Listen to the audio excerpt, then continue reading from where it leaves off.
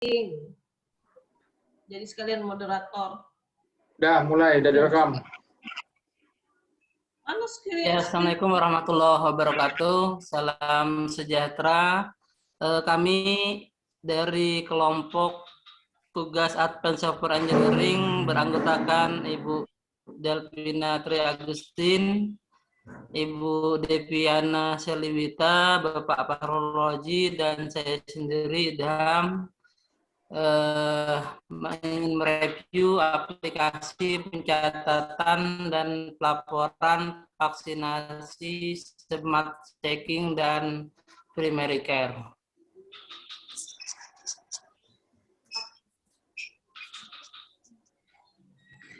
Ya, objek penelitian atau target softwarenya, software yang kami review merupakan software yang diaplikasikan pada pelaksanaan vaksinasi COVID-19 milik dari Kementerian Kesehatan. Jadi pada tinjauan ini juga kami fokus pada implementasi penggunaan aplikasi pencatatan, smart checking, dan pelaporan vaksinasi primary care di lingkungan Provinsi Kalimantan Timur. Objek penelitian atau target sasaran software Kementerian Kesehatan ini ditujukan kepada 17,4 juta orang masyarakat Indonesia yang pelayan publik vaksinasi dilaksanakan pada pekan keempat Februari 2021 dan merupakan pendataan kelompok tahap kedua yang dilakukan di Kalimantan Timur dan provinsi lainnya. Target sasaran pendataan terdiri dari guru, TNI, Polri, DPR, DPRD, tokoh agama, pejabat daerah, ASN, BUMN, BUMD, Satpol PP, pedagang pasar, petugas pariwisata, organda, dan ojek atau taksi online. Selanjutnya akan disampaikan oleh Ibu Deviana. Silakan, Bu. Terima kasih Bapak Idham atas kesempatannya. Saya akan melanjutkan di sini bagian fenomena. Vaksinasi tahap pertama telah dilaksanakan dengan target 181,5 juta masyarakat se-Indonesia. Dalam pelaksanaannya, Kementerian Kesehatan menggunakan 3 aplikasi guna mendukung satu data vaksinasi COVID-19 lintas kementerian dan lembaga. 3 aplikasi itu adalah aplikasi Peduli Lindungi, Primary Care, dan Smile. Aplikasi ini digunakan untuk meningkatkan efisiensi sistem satu data vaksin COVID-19 dan menghasilkan sistem yang komprehensif untuk tahap pendaftaran, distribusi, pelaksanaan, hingga monitoring pelaksanaan vaksinasi tahap 1 dan 2. Aplikasi Peduli Lindungi dari Kementerian Kominfo dan Kementerian BUMN digunakan untuk melakukan registrasi ulang masyarakat menerima vaksin COVID-19. Sedangkan Primary Care dari BPJS Kesehatan digunakan untuk melakukan pencatatan hasil vaksinasi. Aplikasi Smile dari Kementerian Kesehatan dan United Nations Development Program UNDP berfungsi untuk melakukan monitoring distribusi vaksin dari tingkat provinsi hingga ke setiap fasilitas layanan kesehatan seluruh Indonesia. Untuk mendukung kinerja aplikasi pendataan ini, sebanyak 13.011 fasilitas layanan kesehatan telah dilayani dengan akses internet. Vaksin diberikan secara gratis kepada beberapa golongan, terutama bagi ASN yang melakukan pelayanan publik dan lansia, tentunya dengan tujuan mengurangi penularan COVID-19 dan menurunkan angka kesakitan dan kematian akibat COVID-19, di mana sebanyak 68.467 orang terkonfirmasi COVID-19 di Provinsi Kalimantan Timur per bulan April, dan vaksinasi dianggap dapat memberikan kekebalan kelompok di masyarakat. Herd immunity, kekebalan kelompok di masyarakat, hanya dapat terbentuk apabila cakupan vaksinasi tinggi dan merata di seluruh wilayah. Selanjutnya, permasalahan topik yang diangkat, software yang kami review ini merupakan software pendataan untuk kegiatan vaksinasi COVID-19, di mana pendataan ini bertujuan untuk memudahkan pelayanan vaksin dalam proses registrasi, sasaran penerima vaksin, screening status kesehatan, serta mencatat dan melaporkan hasil pelayanan vaksinasi. Di mana kita ketahui saat ini sebanyak 18.579.974 dosis vaksinasi diberikan pemerintah kepada sebanyak 6.829.415 warga. yakni sekitar 2,6% dari populasi penduduk Indonesia. Dalam pelaksanaannya, di Kalimantan Timur khususnya memiliki beberapa kendala, di antaranya keterbatasan jumlah fasilitas kesehatan, belum sempurnanya sistem informasi atas data yang dibutuhkan untuk vaksinasi, ditambah dengan kurangnya SDM sebagai operator data, sehingga kerap terjadi double data, keterbatasan dalam penyampaian komunikasi dan informasi kepada masyarakat, belum lagi teori konspirasi terhadap vaksin yang menyebabkan timbulnya keraguan terhadap kehalalan serta dampak dari COVID, sinkronnya pendataan kependudukan milik pemerintah dengan fakta real di lapangan, sehingga mempersulit dalam pemetaan pembuatan target vaksinasi, serta ketidakjujuran masyarakat dalam tahap screening, sehingga menyebabkan munculnya teori konspirasi dikarenakan dampak dari vaksinasi tersebut. Selanjutnya, bisa dilanjutkan. Kajian literatur penelitian sejenis sebelumnya. Penelitian sejenis sebelumnya adalah penelitian tentang rancang bangun sistem informasi penyebaran terkait pendataan kasus COVID-19 yang dilakukan dengan melibatkan Satgas COVID dari pihak posko desa, kantor kecamatan, puskesmas, dan rumah sakit. Penelitian sebelumnya menghasilkan prototipe sistem informasi berbasis website untuk pendataan penyebaran kasus COVID-19 dan layanan data API dalam bentuk web service REST. Web service dibangun menggunakan REST web service yang menghasilkan data request dan respon menggunakan format data JSON.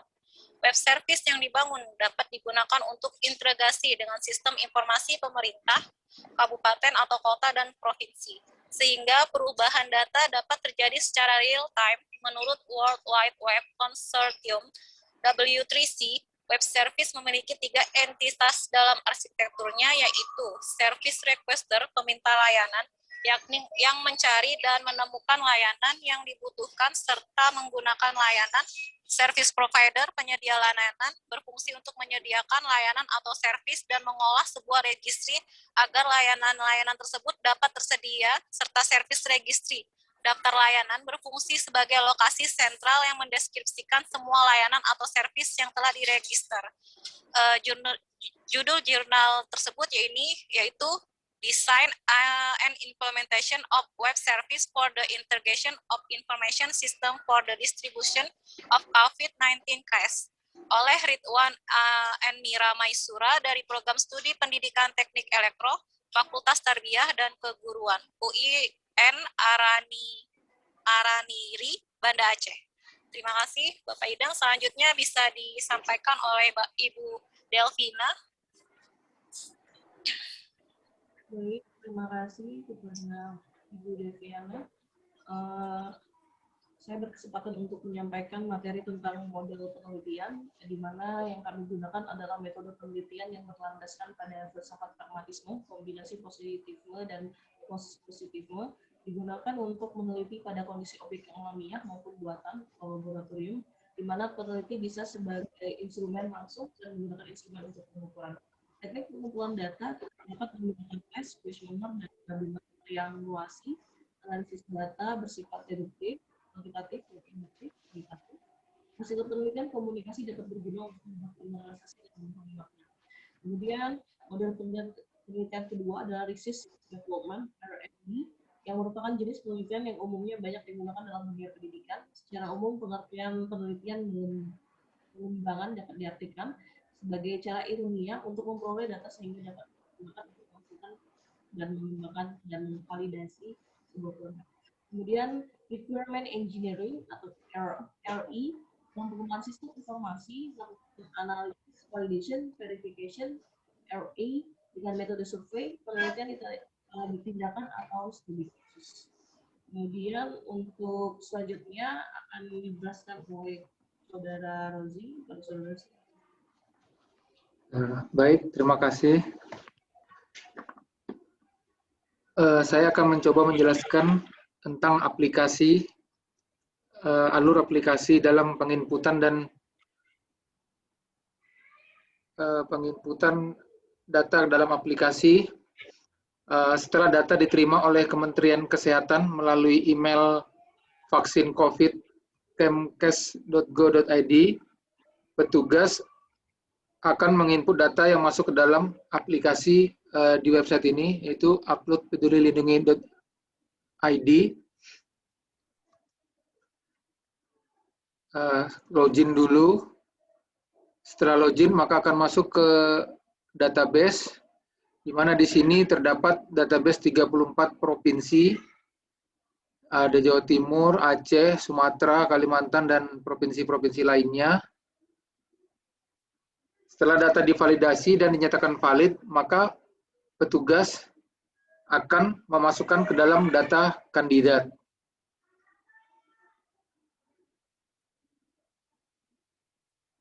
Nah, di data kandidat ini, petugas akan menginput semua data yang masuk lewat email. Di sini ada kandidat yang valid, kemudian ada juga kandidat yang tidak valid, kemudian ada beberapa error yang terjadi karena double data. Nah, ini contoh-contoh data-data yang sudah di-entry. Ini data seluruh Indonesia. Nah, data yang sudah di-entry akan masuk di Peduli Lindungi. Nah, di sini untuk mengecek data-data yang sudah masuk. Kemudian, data yang sudah di-entry bisa dilihat di bagian monitoring. Nah, di monitoring ini kita bisa melihat berdasarkan data entrian bulan berapa petugas yang mengentry. Misalnya bulan Maret atau April.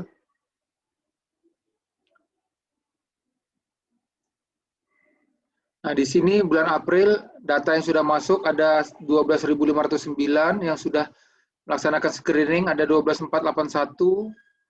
Nah, data juga bisa di-download dalam bentuk file Excel.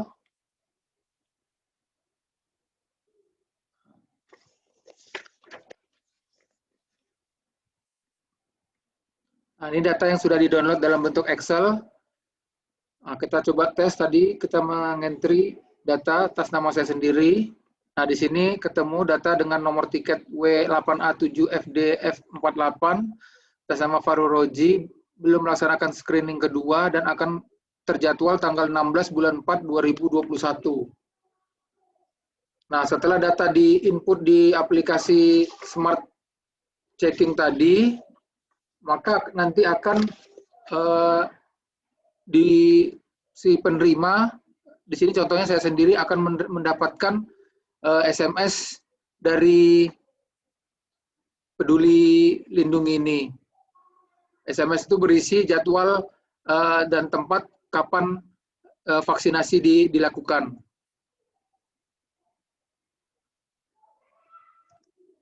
Ini adalah aplikasi kedua, yaitu aplikasi Primary Care. Sedikit saya coba menjelaskan alur pelayanan dari aplikasi Primary Care ini. Jadi di alur pelayanan vaksinasi COVID-19 ada 4, yaitu meja 1, meja 2, meja 3, dan meja 4. Meja 1, peserta dipanggil sesuai nomor urut kedatangan. Peserta diverifikasi dengan nomor etiket atau nomor KTP. Etiket tadi didapat dari SMS yang diberikan oleh sistem tadi setelah diinput oleh petugas. Kemudian verifikasi data menggunakan aplikasi Piker vaksinasi atau bisa juga dengan manual. Setelah di meja pendaftaran atau verifikasi, kemudian lanjut ke meja kedua atau screening. Di meja kedua, petugas akan melakukan tanya jawab kondisi kesehatan dan identifikasi kondisi penyerta atau komorbid. Petugas menginput data screening tiap sasaran ke aplikasi Piker vaksinasi dari hasil screening. Jadi di meja kedua ini nanti kita akan dilakukan tes tensi, kemudian ditanya riwayat penyakit dan kondisi-kondisi misalnya ada alergi obat atau pernah sebelumnya melakukan vaksin lainnya. Nah, untuk vaksinasi juga tidak dapat diberikan kepada yang memiliki riwayat konfirmasi COVID-19. Jadi yang sudah terkena positif COVID-19 tidak bisa dilakukan vaksin setelah 3 bulan. Kemudian wanita hamil, ibu menyusui, dan usia di bawah 18 tahun. Kemudian setelah di meja screening, akan berlanjut ke meja ketiga, yaitu vaksinator. Penyuntikan vaksin oleh vaksinator. Petugas mencatat nama peserta NIK, nama vaksin, dan nomor batch vaksin pada sebuah memo. Kemudian memo diserahkan ke petugas meja 4. Nah, setelah disuntik di meja 3, kemudian peserta menunggu selama 30 menit di meja 4 untuk dilakukan observasi. Hasil vaksinasi, jenis dan nomor batch vaksin yang diterima peserta diinput ke dalam aplikasi Piker vaksinasi dan atau dapat dilakukan secara manual. Peserta nanti akan mendapatkan kartu tanda bukti telah mendapat vaksinasi COVID-19 dan peserta diedukasi untuk waktu penyuntikan berikutnya.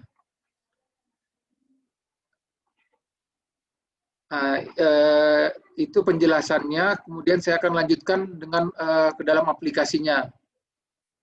Nah, ini adalah aplikasi Primary Care yang milik BPJS. Setelah kita login, masukkan username dan password, kita login. Nah, kemudian kita masuk ke entry vaksinasi. Entry vaksinasi di menu pencatatan pelaksanaan vaksin, daftar penerima vaksin. Kelihatan pelaksanaan vaksin, kemudian di sini tadi sudah dijelaskan memasukkan nomor NIK atau nomor tiket sesuai data yang diterima di SMS oleh aplikasi tadi. Nah, ini kita coba masukkan nomor NIK, kebetulan nomor NIK saya sendiri.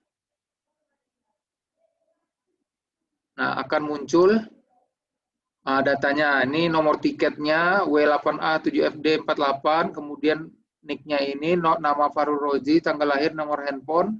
Nah, kemudian diklik registrasi.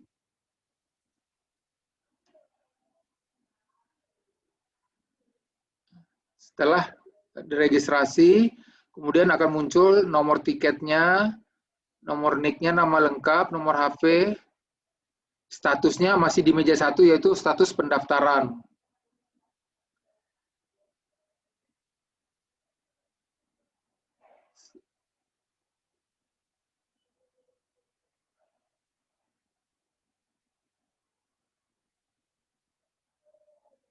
Setelah itu berlanjut ke meja 2, yaitu ke petugas screening.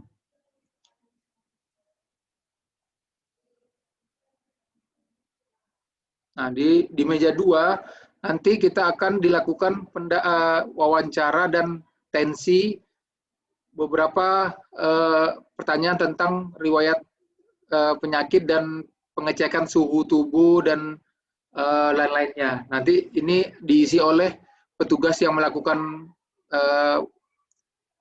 mentensi atau melakukan screening terhadap kita. Contohkan pengisian suhu, sistol, diastol, kemudian apakah Anda memiliki riwayat alergi berat sebelumnya, apakah Anda sedang hamil, apakah Anda mengidap penyakit autoimun seperti asma atau lupus, apakah Anda sedang mendapat pengobatan untuk gangguan pembekuan darah, kelainan darah, defisien imun, dan penerima produk darah transfusi, apakah Anda sedang mendapat pengobatan imun supresan seperti kortikosteroid atau kemoterapi, kemudian apakah Anda memiliki penyakit jantung berat dalam keadaan sesak, kemudian ini pertanyaan tambahan bagi lansia, karena umur saya masih di bawah 60, maka ini tidak aktif menu-menunya. Kemudian kita submit. Setelah terisi semua pertanyaan-pertanyaan yang ada di screening, di input dalam aplikasi, submit. Nah, kemudian ada menu rekomendasi di sebelah kiri. Jika hasil screening tersebut tidak bermasalah, maka akan diberikan tindak lanjut, yaitu dapat diberikan vaksin. Namun jika ada yang tensinya rendah atau memiliki riwayat penyakit yang berbahaya, maka vaksin akan ditunda atau bahkan bisa tidak diberikan. Nah, kita contoh di sini dapat diberikan vaksin.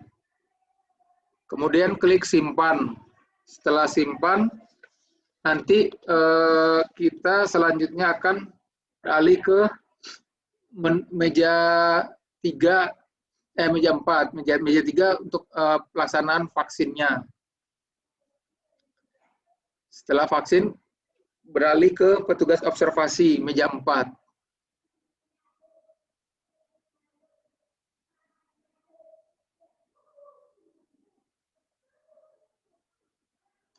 Di meja 4, kita telah melaksanakan screening, statusnya dapat diberikan vaksin. Kemudian vaksin pertama diberikan, yaitu vaksin dengan nama CoronaVac. Nah, karena pertama sudah diberikan CoronaVac, maka untuk yang kedua juga harus diberikan vaksin dengan sejenis, yaitu CoronaVac. Nah, setelah dari observasi ini, selama 30 menit tidak ada mengalami masalah, tidak ada efek samping dari setelah melakukan vaksin, maka akan mendapatkan bukti bahwa telah melakukan vaksin. Kemudian data disimpan. Selanjutnya hipotesis yang akan dijelaskan oleh teman saya, Ibu Vina, silakan. Baik, terima kasih untuk penjelasan panjang terkait tutorial software vaksinasi. Kemudian hipotesis dalam review ini yaitu diantaranya belum sempurnanya sistem informasi atas data yang dibutuhkan untuk vaksinasi, sehingga kerap terjadi double data yang juga disebabkan human error. Kemudian kelengkapan tools atau pertanyaan dalam sistem pendataan aplikasi software belum dapat meminimalisir human error serta kevalidan data yang diduga menjadi salah satu sebab terjadinya peningkatan isu dalam teori konspirasi vaksinasi. Kemudian penginputan data vaksinasi terpusat memberikan waktu tenggang yang cukup lama sehingga capaian target untuk melakukan vaksinasi kepada seluruh masyarakat Indonesia akan memakan waktu yang cukup lama.